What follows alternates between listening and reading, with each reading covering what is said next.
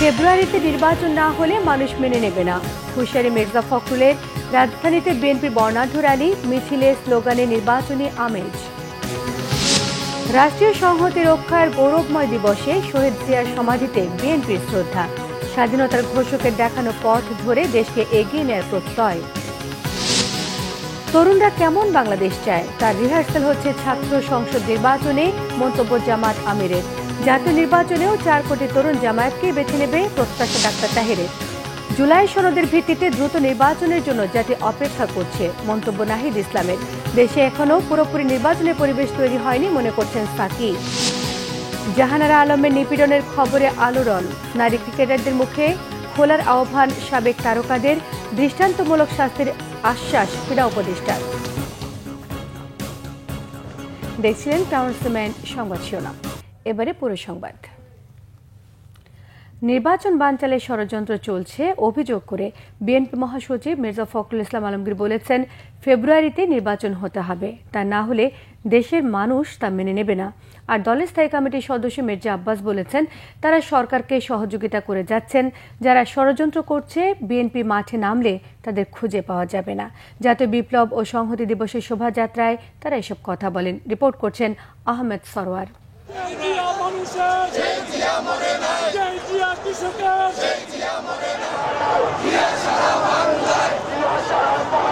7 November জাতীয় বিপ্লব ও সংহতি দিবস উপলক্ষে ঢাকার রাজপথ মুখরিত এই স্লোগানে।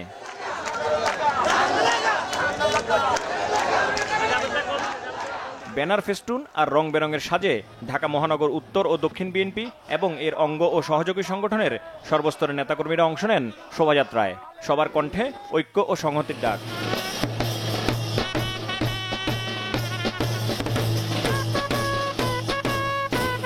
নয়াপল্টন কেন্দ্রীয় কার্যালয়ের সামনে থেকে শুরু হয়ে কাকরাইল, মালিবাগ, মৌচাক, মগবাজার, বাংলা মোটর হয়ে কারণ বাজার ছিল শোভাযাত্রাটির গন্তব্য।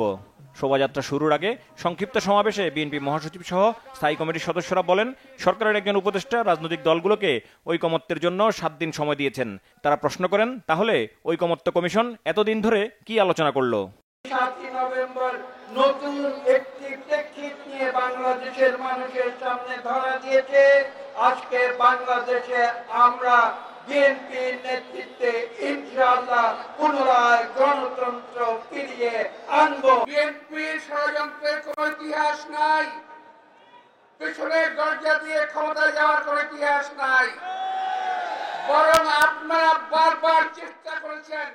আমরা বলেছিলাম এই সরকারকে আমরা সহযোগিতা করব, আমরা বরাবর সহযোগিতা করে যাচ্ছি।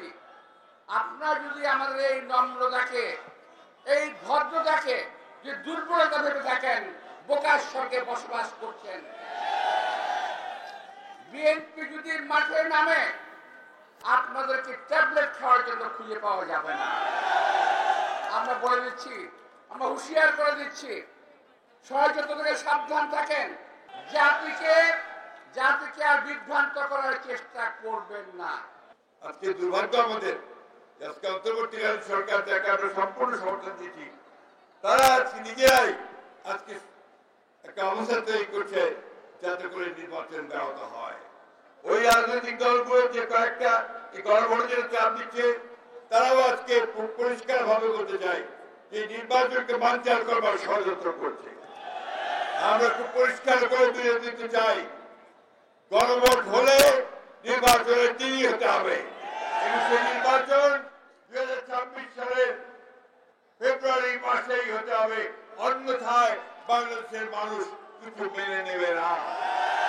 শোভাযাত্রায় অংশ নেওয়া বিএনপি নেতারা বলেন, দলের নেতাকর্মীরা সজাগ ও ঐক্যবদ্ধ আছে, কোনো ষড়যন্ত্রই নির্বাচনকে বানচাল করতে পারবে না। পরিকল্পিতভাবে উস্কানি দিচ্ছে সেই সকল রাজনৈতিক দলগুলোকে যারা আজকে নিত্য নতুন দাবি তুলে জাতীয় নির্বাচনকে পেছানোর ষড়যন্ত্রে লিপ্ত হয়েছে। আমরা স্পষ্টভাবে বলে দিতে চাই, আমরা বাংলাদেশের স্বাধীনতা সার্বভৌমত্ব রক্ষায় যে কোনো পদক্ষেপ নিতে প্রস্তুত এবং ৭১-এর পরাজিত শক্তি আমাদের এই বাংলাদেশকে নির্বাচনকে বানচাল করে আবার একটা অস্থিতিশীল এবং অনিশ্চয়তার দিকে নিয়ে যাবে। যেই আঙ্গুল বাঁকা করে ঘি খাওয়ার কথা উঠেছে, আমি বলে দিতে চাই সেই আঙ্গুল জনগণ ভেঙে দিবে ইনশাআল্লাহ। যারা নির্বাচন বানচাল করতে চায়, আজকের এই দিনে আমরা একটি বার্তা দিতে চাই, ঐক্যবদ্ধভাবে সকল ষড়যন্ত্র প্রতিহত করে আগামী দিনে তারেক রহমানের নেতৃত্বে একটি সুন্দর বাংলাদেশ আমরা প্রতিষ্ঠা করব। জাতি অপেক্ষায় ছিল 18 বছর, ফেব্রুয়ারি মাসে নির্বাচন হবে, সেই নির্বাচনকে যে কেউ বানচাল করতে যাবে। আমরা আজকে যে ঐক্য তৈরি করেছি, যে ঐক্য আজকে আমাদের র্যালির মাধ্যমে দেশবাসীকে জানাতে চাচ্ছি, যে কোনো ষড়যন্ত্র মোকাবেলা করা হবে ইনশাল্লাহ।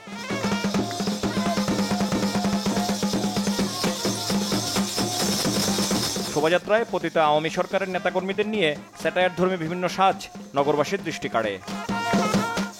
আসরের আজানের পরপর শুরু হয় শোভাযাত্রা। শোভাযাত্রার পুরো পথ নির্বাচন ও ধানের শীষের পক্ষে বিভিন্ন স্লোগান দেন নেতাকর্মীরা। আহমেদ সরোয়ার, বাংলা ভিশন, ঢাকা। অস্থির এক রাজনৈতিক ও সামরিক পরিস্থিতিতে 1975 সালের এই দিনে সিপাহী জনতার বিপ্লবের মধ্য দিয়ে ক্ষমতার কেন্দ্রবিন্দুতে চলে আসেন তৎকালীন সেনাপ্রধান জিয়াউর রহমান। শেষ হয় অভ্যুত্থান এবং পাল্টা অভ্যুত্থানের পালা। সকল অনিশ্চয়তা দূর করে ঘুরে দাঁড়াতে শুরু করে বাংলাদেশ। আরও জানাচ্ছেন শ্রীকান্ত রেমান। 1975 সালের 15 আগস্ট সপরিবারে শেখ মুজিবুর রহমান নিহতের পর দেশে তৈরি হয় অস্থিরতা আর অনিশ্চয়তা। রাজনৈতিক পালাবদলের পর নভেম্বরের প্রথম সপ্তাহ পর্যন্ত রাষ্ট্র পরিচালনায় বিশৃঙ্খল পরিস্থিতি বিরাজ করে। চলে অভ্যুত্থান, পাল্টা অভ্যুত্থান। 3 নভেম্বর ক্ষমতা দখল করেন ব্রিগেডিয়ার খালেদ মোশাররফ। আটক করা হয় সেনাপ্রধান জিয়াউর রহমানকে। সেনাবাহিনীতেও টালমাটাল অবস্থার এক পর্যায়ে গৃহবন্দী করা হয় তৎকালীন সেনাপ্রধান মেজর জেনারেল জিয়াউর রহমানকে। 7 নভেম্বর সিপাহী জনতা মুক্ত করেন সেনাপ্রধান জিয়াউর রহমানকে। নিহত হন ব্রিগেডিয়ার খালেদ মোশাররফ এবং কর্নেল ATM হায়দার সহ কয়েকজন মুক্তিযোদ্ধা সেনা কর্মকর্তা। এই ঘটনার পরপরই মুক্তিযুদ্ধে অসামান্য অবদানের জন্য বীরোত্তম খেতাব পাওয়া সেক্টর কমান্ডার ও জেট ফোর্স প্রধান জিয়াউর রহমানকে দেশের দায়িত্বভার নিতে হয়। ক্ষমতার মোহ নয়, জনপ্রিয়তা আর গ্রহণযোগ্যতায় দৃশ্যপটে নিয়ে আসে জিয়াউর রহমানকে। 7 নভেম্বর ছিল জিয়াউর রহমানের উত্থান দিবস। সে সময় আওয়ামী লীগের কোনো সরকার ছিল না। দেশে একটা রাজনৈতিক শূন্যতা বিরাজমান ছিল।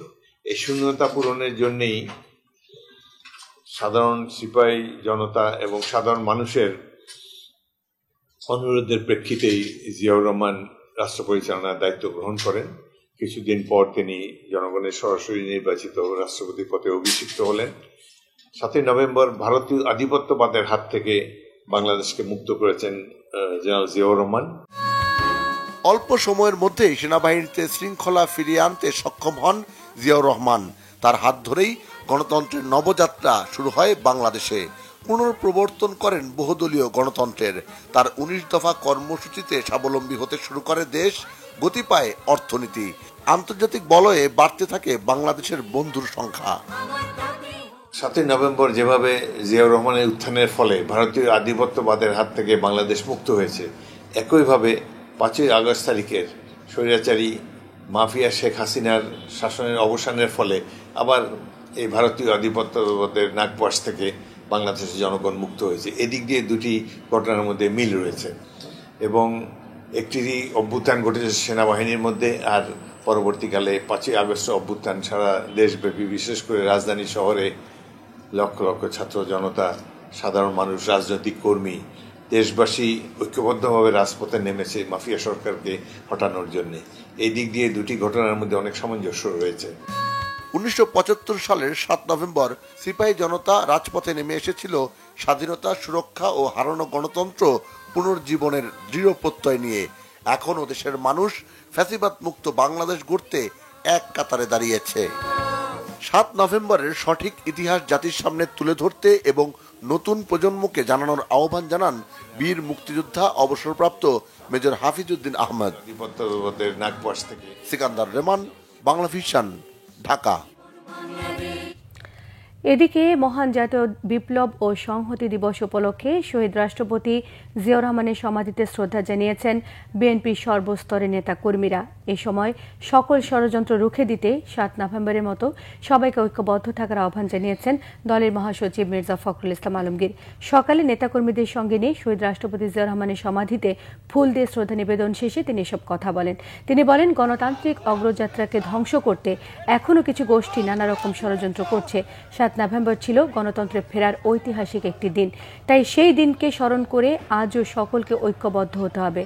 শ্রদ্ধা নিবেদনে মির্জা ফখরুলের সঙ্গে উপস্থিত ছিলেন দলের স্থায়ী কমিটির সদস্য, অঙ্গ ও সহযোগী সংগঠনের নেতাকর্মী এবং সমর্থকরা। বিএনপি নেতাকর্মীরা দিনটিকে শুধুমাত্র স্মরণীয় দিবস হিসেবে দেখছেন না, বরং তা রাজনৈতিক ঐক্য, গণতান্ত্রিক চেতনা বজায় রাখা এবং নির্বাচনকে সামনে রেখে গণতন্ত্র প্রতিষ্ঠার উদ্যোগ হিসেবেও দেখছেন। ভবিষ্যতে বৃহৎ নেতৃত্বের জন্য তরুণদের প্রস্তুতি নেওয়ার আহ্বান জানিয়েছেন জামায়াতে ইসলামের আমির ডা. শফিকুর রহমান। এদিকে গণ অভ্যুত্থান পরবর্তী সংস্কার প্রক্রিয়াকে একটি পক্ষ থামিয়ে দেবার চেষ্টা করছে বলে অভিযোগ করেছেন দলের নায়েবে আমির ডা. সৈয়দ আবদুল্লাহ মোহাম্মদ তাহের। বাংলাদেশ চীন মৈত্রী সম্মেলন কেন্দ্রে ইসলামী ছাত্র শিবির আয়োজিত কেন্দ্রীয় ছাত্র সংসদের নির্বাচিত প্রতিনিধি সংবর্ধনা অনুষ্ঠানে তারা এসব কথা বলেন। জামায়াতের আমির জানান, তার দল সব সময় তারুণ্যের বিকাশের পক্ষে। তরুণরা কেমন বাংলাদেশ চায় তার রিহার্সাল হচ্ছে ছাত্র সংসদ নির্বাচনগুলোতে। বাকি বিশ্ববিদ্যালয়গুলোতেও দ্রুত ছাত্র সংসদ নির্বাচন হবে বলে প্রত্যাশা তার। পর্বত সমান হস্তিকে যে তরুণরা সরিয়ে দিয়েছে, সেই তরুণরা নতুন বাংলাদেশ বিনির্মাণে ভূমিকা রাখবে বলে মন্তব্য করেছেন তিনি। অনুষ্ঠানে জামায়াতের নায়েবে আমির আবদুল্লাহ মোহাম্মদ তাহের বলেছেন, ছাত্র সংসদ নির্বাচনে যে আদর্শিক সংগঠনকে শিক্ষার্থীরা বেছে নিয়েছেন, জাতীয় নির্বাচনেও 4 কোটি তরুণ তাদেরকেই বেছে নেবে। 24-এর অভ্যুত্থানে ছাত্র সমাজ যেভাবে অপশাসনের পতন ঘটিয়েছে, এখন সমাজ থেকে দুর্নীতি বিলোপেও ভূমিকা রাখবে বলে প্রত্যাশা তার।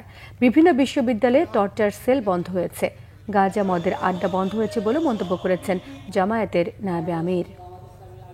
আগামীর বাংলাদেশটা কেমন হবে আমি বলি যে কয়েকটা দিন অপেক্ষা করেন। যেমন হবে ঢাকা বিশ্ববিদ্যালয়, যেমন হবে চট্টগ্রাম বিশ্ববিদ্যালয়, যেমন হবে রাজশাহী বিশ্ববিদ্যালয়, যেমন হবে জাহাঙ্গীরনগর বিশ্ববিদ্যালয়, তেমনই হবে আগামীর বাংলাদেশ ইনশাআল্লাহ। ইচ্ছাকৃতভাবেই কোনো একটি অশুভ শক্তি এখনই এটাকে থামিয়ে দেওয়ার জন্য সেই ডাকসু, রাকসু, জাকসু, চাকসু এবং ছাত্র সমাজকে আবার বড় ধরনের ভূমিকা নিয়ে এটাকে থামিয়ে দিতে হবে, স্তব্ধ করে দিতে হবে। ইনশাআল্লাহ আমরা দেখছি, আমরা আশা করছি বিশ্ববিদ্যালয়ের যে রিফ্লেকশন, এটাই বাংলাদেশ হবে এবং আগামী নির্বাচনে তারই প্রভাবে আর একটি মিরাকল হতে পারে, আমরা এটা দৃঢ়ভাবে বিশ্বাস করি ইনশাআল্লাহ। জুলাই গণ অভ্যুত্থানে মামলার রায়কে কেন্দ্র করে দেশ অস্থিতিশীল করার ষড়যন্ত্র চলছে, এমন আশঙ্কার কথা জানিয়েছেন স্থানীয় সরকার উপদেষ্টা আসিফ মাহমুদ সজীব ভুঁইয়া। বিকেলে জাতীয় প্রেস ক্লাবে জাতীয় বিপ্লব ও সংহতি দিবস উপলক্ষে বৈষম্য বিরোধী ছাত্র আন্দোলনের আয়োজনে আলোচনা সভায় তিনি এসব কথা জানান। উপদেষ্টা বলেছেন, বিচার, সংস্কার এবং নতুন রাজনৈতিক বন্দোবস্তের বিষয়ে অগ্রগতি নিয়েও খুশি হবার বাস্তবতা নেই। এমনকি নতুন রাজনৈতিক ব্যবস্থার কথা যারা বলছেন, তারাও সঠিক পদ্ধতি সম্পর্কে জানাতে পারেননি। এ বিষয়ে লিখিত কোনো পদ্ধতিও নেই।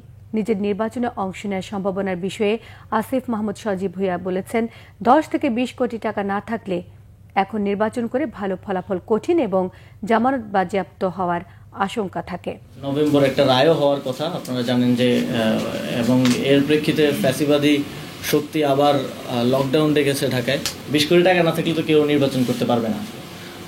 মানে বাংলাদেশের যে বর্তমান বাস্তবতা, এই বাস্তবতায় অন্তত 10-20 কোটি টাকা না হলে কারো আসলে নির্বাচন করার মানে করতে পারবে, নমিনেশন কিনতে হবে, কিন্তু জামানত বাজেয়াপ্ত হবে আর কি। যারা নতুন রাজনৈতিক বন্দোবস্তের রাজনীতি করছেন বা নির্মাণ করার চেষ্টা করছেন, তারা কি এটা দিতে পেরেছেন কিনা। আমিও আমার এই ক্যাপাসিটি থেকে বেরোলে আমিও রাজনীতি করবো, তখন আমার আসলে খুঁজতে হবে যে আসলে নতুন রাজনৈতিক বন্দোবস্ত জিনিসটা কি। জুলাই সনদের ভিত্তিতে দ্রুত নির্বাচনের জন্য জাতি অপেক্ষা করছে বলে মন্তব্য করেছেন এনসিপির আহ্বায়ক নাহিদ ইসলাম। শুক্রবার সকালে বাংলা একাডেমিতে আয়োজিত ইউনিভার্সিটি টিচার্স ফোরামের আত্মপ্রকাশ অনুষ্ঠানে এসব কথা বলেন নাহিদ। তিনি বলেন, জুলাই সনদের নোট অফ ডিসেন্ট বলে কিছু থাকবে না এবং এর বাস্তবায়ন আদেশ ডক্টর মোহাম্মদ ইউনূসকে দিতে হবে। নাহিদ ইসলাম বলেন, ঐক্যমত প্রক্রিয়া শেষ হওয়ার পরেও রাজনৈতিক দলগুলো ঐক্যমতে পৌঁছতে ব্যর্থ হয়েছে। সত্যিকারের পরিবর্তন ছাড়া ঐক্যমত কমিশন, নির্বাচন কিংবা অভ্যুত্থান ব্যর্থ হয়ে যাবে বলে মন্তব্য করেছেন নাহিদ ইসলাম। তিনি বলেন, যদি সাধারণ জনগণের বদলে গণ অভ্যুত্থানের সুফল কিছু লোকের হাতে কুক্ষিগত হয়ে যায়, তাহলে আবারও গণ অভ্যুত্থানের প্রয়োজন পড়বে। আমরা যে জুলাই সনদের পথে রয়েছি সেটা বাস্তবায়িত হবে এবং তার আগে অবশ্যই আমাদের এখনকার যে দাবি দেওয়া গণভোট, এবং আমরা বলেছি যে জুলাই সনদের এই অর্ডারটা ডক্টর মোহাম্মদ ইউনূসকে দিতে হবেন গণ অভ্যুত্থানের জায়গা থেকে, এবং জুলাই সনদের নোট অফ ডিসেন্ট বলে কিছু থাকবে না। আমরা যা ঐক্যমত হয়েছে সেটা জনগণ বাকিটা ঠিক করবে, জনগণ যদি বলে সেগুলোই বাস্তবায়িত হবে। সেই সকল বিবেচনায় আমরা আশা করি খুব দ্রুত সময়ের মধ্যে জুলাই সনদের আইনি ভিত্তির মাধ্যমে আমরা নির্বাচনের দিকে যাব। দেশে এখনো পুরোপুরি নির্বাচনের পরিবেশ তৈরি হয়নি বলে মন্তব্য করেছেন গণসংহতি আন্দোলনের প্রধান সমন্বয়কারী জোনায়েদ সাকিব। শুক্রবার সকালে রাজধানীর আজিমপুর কবরস্থানে গণসংহতি আন্দোলনের সাবেক নেতা ছাত্র ফেডারেশনের সাবেক সভাপতি আরিফুল ইসলামের কবরে শ্রদ্ধা নিবেদন শেষে এসব কথা বলেন জোনায়েদ সাকিব। এটি গোষ্ঠী নির্বাচনকে বানচাল করতে চায় বলে তিনি অভিযোগ করেন।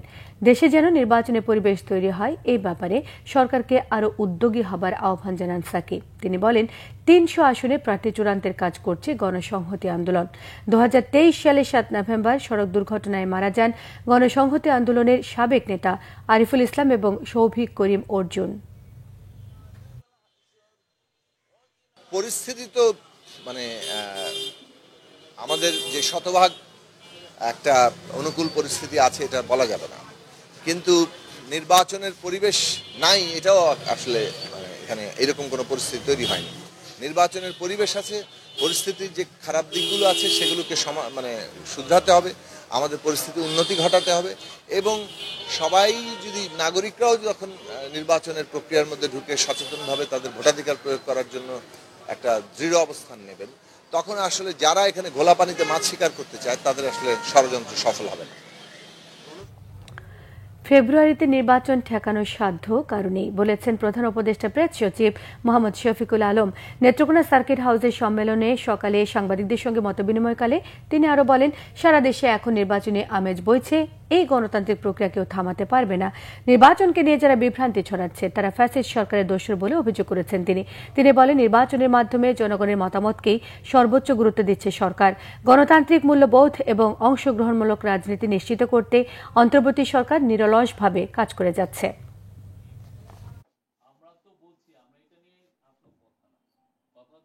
নির্বাচন নিয়ে কোনো বিভ্রান্তি নাই, যারা বিভ্রান্ত করছেন তারা আপনি খুঁজে দেখবেন যে তারা হচ্ছেন এই পতিত স্বৈরাচারের দোষর ছিলেন। হয়তোবা তার কাছ থেকে পূর্বাচলের প্লট পেয়েছেন, নতুবা তার কাছ থেকে কোনোভাবে কোনো মনিটারি বেনিফিট পেয়েছেন, বা তার দ্বারা তারা সেই সময় খুব সুখে শান্তিতে ছিলেন বা অনেক ধরনের বেনিফিটস পেয়েছেন। নির্বাচন নিয়ে কোনো ধরনের কোনো বিভ্রান্তি, নির্বাচন ফেব্রুয়ারির প্রথমার্ধে হবে। জাতীয় ক্রিকেট দলের সাবেক অধিনায়ক জাহানারা আলমের নিপীড়নের খবরে আলোড়ন ক্রীড়াঙ্গনে। সাবেক নির্বাচক মঞ্জুরুল ইসলাম মঞ্জুর সহ বিসিবির কয়েকজন দায়িত্বশীল কর্মকর্তার বিরুদ্ধে অভিযোগ করেছেন জাহানারা। নিপীড়কদের দৃষ্টান্তমূলক শাস্তির ঘোষণা ক্রীড়া উপদেষ্টা আসিফ মাহমুদ সজীব ভুইয়ার। বিসিবিতে ভরসা নেই, প্রভাবমুক্ত তদন্ত চান মাশরাফি। মেয়েদের মুখ খোলার অনুরোধ তামিম ইকবালের। রিপোর্ট করছেন মানিক মাহমুদ। বাংলাদেশ নারী ক্রিকেট দলের একসময়ের অন্যতম নির্ভরযোগ্য পেসার ছিলেন জাহানারা আলম। করেছেন দলের অধিনায়কত্ব। ক্রিকেটের গ্ল্যামার গার্ল হিসেবেও পরিচিতি ছিল তার। পারফরমেন্স ভালো না থাকায় একসময় বাদ পড়েন জাতীয় দল থেকে। এরপরই অস্ট্রেলিয়ায় প্রবাস জীবন বেছে নেন জাহানারা। সাম্প্রতিক সময় একটি গণমাধ্যমে তার সাক্ষাৎকারে প্রকাশ পায় নারী দলের ভেতরে নানা অনিয়মের খবর। অভিযোগের তীর থাকে বর্তমান অধিনায়ক নিগার সুলতানা জ্যোতির দিকে। ঘটনার গভীরে আরও ঘটনা বের হয়ে আসতে থাকে। জাহানারা এবার সরাসরি শারীরিক হেনস্থার অভিযোগ আনেন বিসিবি নারী দলের সাবেক নির্বাচক মঞ্জুরুল ইসলাম মঞ্জু ও নারী বিভাগের সাবেক ইনচার্জ প্রয়াত তৌহিদ মাহমুদের বিরুদ্ধে। বিসিবির কাছে বারবার অভিযোগ করেও জাহানারা কোনো প্রতিকার পাননি, বরং তার উপর অত্যাচারের পরিমাণ বাড়িয়ে দিয়েছিলেন মঞ্জুরুল। জাহানারার এমন বিস্ফোরক অভিযোগের পর তার পাশে দাঁড়িয়েছেন সাবেক অধিনায়ক তামিম ও মাশরাফি। বিসিবি একটি তদন্ত কমিটি গঠন করেছে, তবে তাতে ভরসা নেই তামিম মাশরাফির। সামাজিক প্ল্যাটফর্মে তামিম বলেন, বিসিবির তদন্তে ভরসা নেই। মেয়েদের মুখ খোলার অনুরোধ জানান তিনি। প্রভাবমুক্ত তদন্তের দাবি মাশরাফির। বাংলাদেশ জাতীয় ক্রিকেট দলের সাবেক অধিনায়ক জাহানারা আলমকে যৌন নিপীড়নের পিছনে যারা জড়িত তাদের দৃষ্টান্তমূলক শাস্তির আওতায় আনার ঘোষণা দিয়েছেন ক্রীড়া উপদেষ্টা আসিফ মাহমুদ সজীব ভুইয়া। এমন কাজ করে কেউ যেন পার না পায় সেটাও নিশ্চিত করার কথা বলেন তিনি। এমন ভয়াবহ ঘটনায় দেশের নারী ও পুরুষ ক্রিকেটাররা মুখে কুলুপ এঁটেছেন।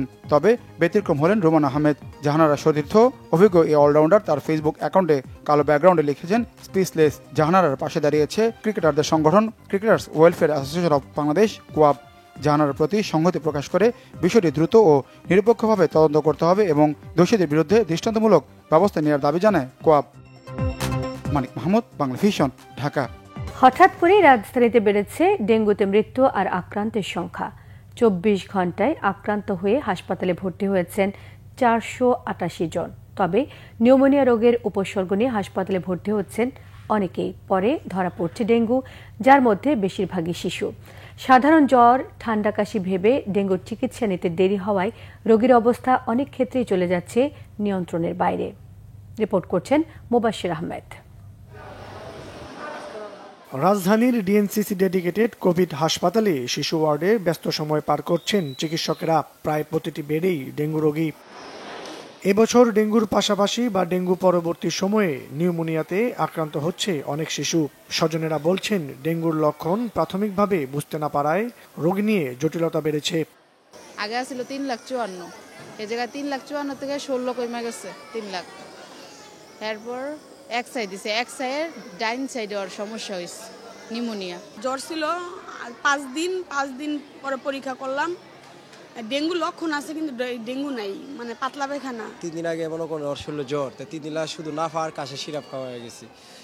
হঠাৎ করে একদিন বলতে আসছে ডাক্তারে যে তুমি তাকে একজন ভালো একটা ডাক্তার দেখাইলাম। দেখার পর ধরত পড়ছে গিয়ে আপনার ডেঙ্গু আর সর্দি কাশি নিউমোনিয়ার সিস্টেম। বাবাকে এখানে এনেছিল, তারপর আমার বোনেরও ডেঙ্গু হয়েছিল, আমারও ডেঙ্গু হয়েছে। তারপরে আমার বোনকে কালকে রিলিজ দিয়েছে এবং কালকে রিলিজ দেওয়ার সাথে সাথে মামনি শুনতে পারে যে আমার ডেঙ্গু হয়েছে।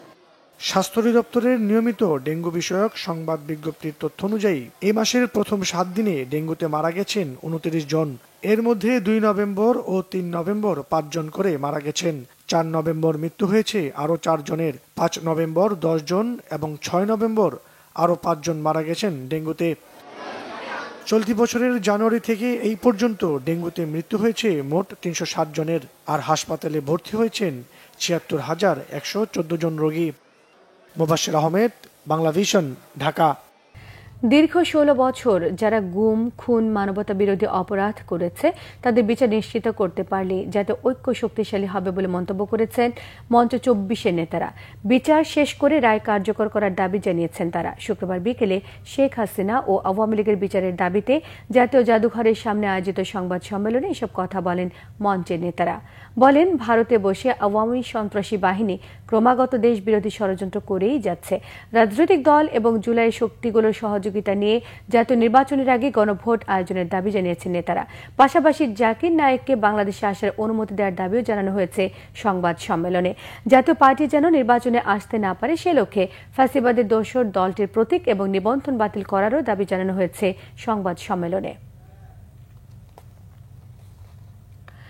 ভারতীয় আগ্রাসনের প্রতিবাদে লং মার্চ কর্মসূচি শুরু করেছে আইনজীবীদের সংগঠন ভয়েস অফ লয়ার্স বাংলাদেশ। সকালে জাতীয় প্রেস ক্লাবের সামনে থেকে লং মার্চ শুরু হয়। ঢাকা থেকে যাত্রা শুরু করে লং মার্চটি গাজীপুর, টাঙ্গাইল, সিরাজগঞ্জ, রাজশাহী এবং চাঁপাইনবাবগঞ্জ গিয়ে শেষ হবে।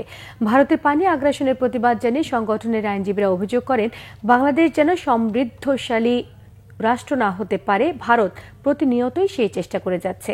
চোখে চোখ রেখে ন্যায্যতা এবং পারস্পরিক শ্রদ্ধাবোধের মাধ্যমে উভয় দেশকে চলার আহ্বান জানিয়েছেন তারা। রাজধানীর বাজারে নিত্যপণ্যের দামে স্বস্তি ফিরেছে কিছুটা। সবজি, মাছ, মাংস এবং চালের বাজারে স্থিতিশীলতা এলেও পেঁয়াজের দাম নিয়ে অস্বস্তি বেড়ে গেছে। এক সপ্তাহের ব্যবধানে দাম কেজিতে 40 টাকা থেকে বেড়ে বিক্রি হচ্ছে 120 টাকায়। দাম আরও বাড়তে পারে বলে এমন ইঙ্গিত দিয়েছেন ব্যবসায়ীরা। রিপোর্ট করছেন সৈয়দ আব্দুল মোহিত।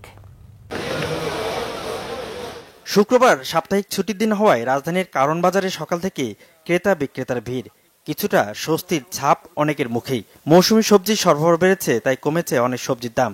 সিম, বেগুন, মিষ্টি কুমড়া, আলুর দাম স্থিতিশীল হলেও ফুলকপি, বাঁধাকপি সহ অন্য সবজির দাম ওঠানামা করছে। আগের থেকে সবজি কিছুটা কমে আইতেছে, তো এদিকে একটু দাম একটু হালকা বাড়তে আছে। আবার যে পুরো শীত পড়ে গেলে কারণ একটু দাম একটু অ্যাভেলেবল হয়ে যাবে। গত কালকে যেরকম ছিল, পরশু দিন যেরকম ছিল, বর্তমানে আমি দেখতেছি সেরকমই আছে। যেরকম বেগুনটার দাম একটু বেশি ছিল, এখন আজকে একটু কম দেখতেছি। যে সিজন হিসাবে হিসাবে অনেক কম আছে আমার হিসাবে, আমরা কিনি তো। যেমন গত সপ্তাহে বেগুন ছিল 80 টাকা, এই সপ্তাহে বেগুন 90 টাকা। তারপরে পেঁপে গত সপ্তাহে কিনছি 30 টাকা করে, আজকে হলো 40 টাকা করে কেজি। মাছ মাংসের দামও আপাত দৃষ্টিতে স্থিতিশীল। রুই মাছ, কাতলা, তেলাপিয়া ও পাঙ্গাস বিক্রি হচ্ছে আগের দামের কাছাকাছি। গরুর মাংস আর মুরগির বাজারেও তেমন পরিবর্তন নেই। ডিম 120 থেকে 125 টাকা ডজন, ব্রয়লার বিক্রি হচ্ছে কেজিতে 170 টাকা। গেল সপ্তাহের রেটে বিক্রি হচ্ছে চাল।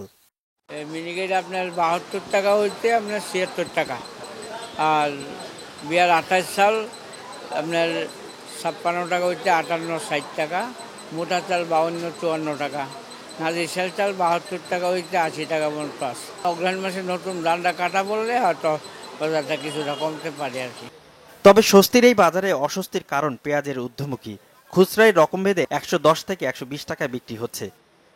গভর্নমেন্টের কোনো কন্ট্রোল নাই, গভর্নমেন্ট এগুলো করে না। সরকার তো এখন দেখতেছে তো, সব গভর্নমেন্ট নির্বাচন নিয়ে ব্যস্ত, ক্ষমতা লয়ে ব্যস্ত। এখন এই দ্রব্যমূল্য দিয়ে গভর্নমেন্টের কোনো নজর নাই। যে দাম আমরা হিসাব করে আসলাম ওই দাম আমরা পাই নাই। এই 2-3 দিনের ব্যবধানে যে এত পরিমাণ ডাবল হয়ে গেছে, যেটা মানে সাধারণ জনগণের জন্য মানে কাম্য না।